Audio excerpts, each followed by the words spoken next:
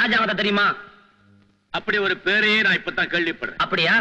இந்த வழக்குக்கு முன்னால இந்த மாதவனை பாத்திருக்கீங்களா? இல்ல. அவர் முகத்தை பார்த்துட்டு அப்புறமா பதில் சொன்னா போதும். பாருங்க.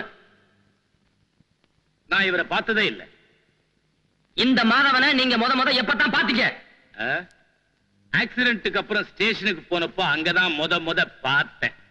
சரி, அன்னைக்கு மாலை பத்திரிகையில நடிகை நந்தினியை சுட்டுக் கொன்னது இந்த மாதவனா இருப்பானோன்னு போலீசார் சந்தேகப்படுறாங்க. இந்த செய்திய எஸ்பியே கொடுத்திருக்காரு. பேப்பர்ல தெளிவா சொல்லப்பட்டிருக்கு. ஆமா. இந்த கேஸுக்கு முன்னால இந்த மாதவனை பார்த்ததே இல்லைன்னு இப்பதான் நீங்க வாக்குமூலம் கொடுத்தீங்க. கொடுத்திருக்கிறேன். இந்த கார்வத்துக்கு முன்னாடி நடிகை நந்தினியை சுட்டுக் கொன்னது மாதவன் தான் திட்டவட்டமா சொல்லி அவன் அரெஸ்ட் பண்ணிட்டு வான்னு உங்க டிஎஸ்பிக்கு நீங்களே உத்தரவு போட்டிருக்கீங்க. போட்டிருக்கிறேன். காவல் நிலையத்துல இந்த மாதவனை பார்த்ததுக்கு அப்புறம் தான் கொலகாரன்னு சந்தேகப்படுறதா பேப்பர்ல நியூஸ் கொடுத்திருக்கீங்க. ஆமா. இந்த 3 மாதவனும் ஒரே ஆளுதாங்கிறத உங்களுக்கு யாரு எப்ப எந்த இடத்துல சொன்னாங்க? ஈரக்குறைய புடிச்சிட்டான். ஆமா சார். புடிக்கட்டும் தான் டைரியே கொடுத்தேன்.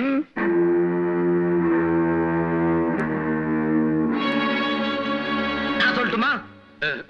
அத சொன்னது ராஜாங்கம் இல்ல. அவருக்கு ஒரு உல்லாச பங்களா இருக்கு. தெரியாது. அந்த இடத்துலதான் நீ நந்தினியை கெடுத்த. இல்ல. அந்த இடத்துலதான் மைனாவணி பலாத்கார படுத்தின. இல்ல. அந்த இடத்துலதான் தாரணி அணியை கற்பழிச்ச. இல்ல. அந்த இடத்துக்கு நீ அடிக்கடி போற. இல்ல. ஒரு முறையாவது போயிருக்க? இல்லவே இல்ல. நீ குடிபோதையில இருக்கும் போது இன்ஸ்பெக்டர் ரத்னா உன் கையில விலங்க மாட்டிருக்கா? கிடையவே கிடையாது. நான் தான் ரத்னாவை கையும் களமா பிடிச்சேன். அதுதான் எந்த இடத்துல? அது வந்து சொல்லுங்க சார். கிடிக்கி புடின்னு கேள்விப்பட்டிருக்கியா? இல்ல சார். அது இதுதான். இப்ப திணறான் பாரு. அப்போ நந்தினி, கிந்தினி, தாரணி, கீரணி, மைனா, நைனா, நீ ஐநா சபை போனா கூட தப்பிக்க முடியாது. சார், வக்கீல் நல்லா கேட்கிறார் சார். அவரா கேட்கிறாரு.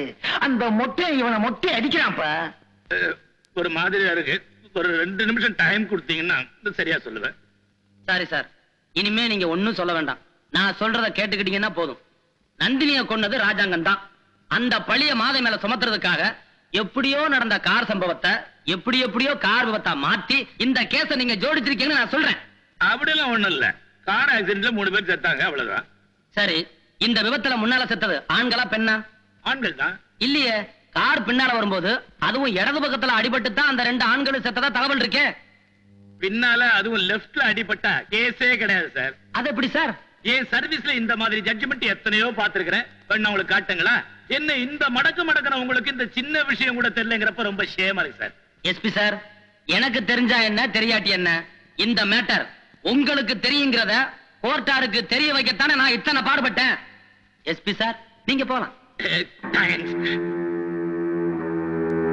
எஸ்பிய சாணியை கலட்டிட்டு அனுப்புறாரு பாரு.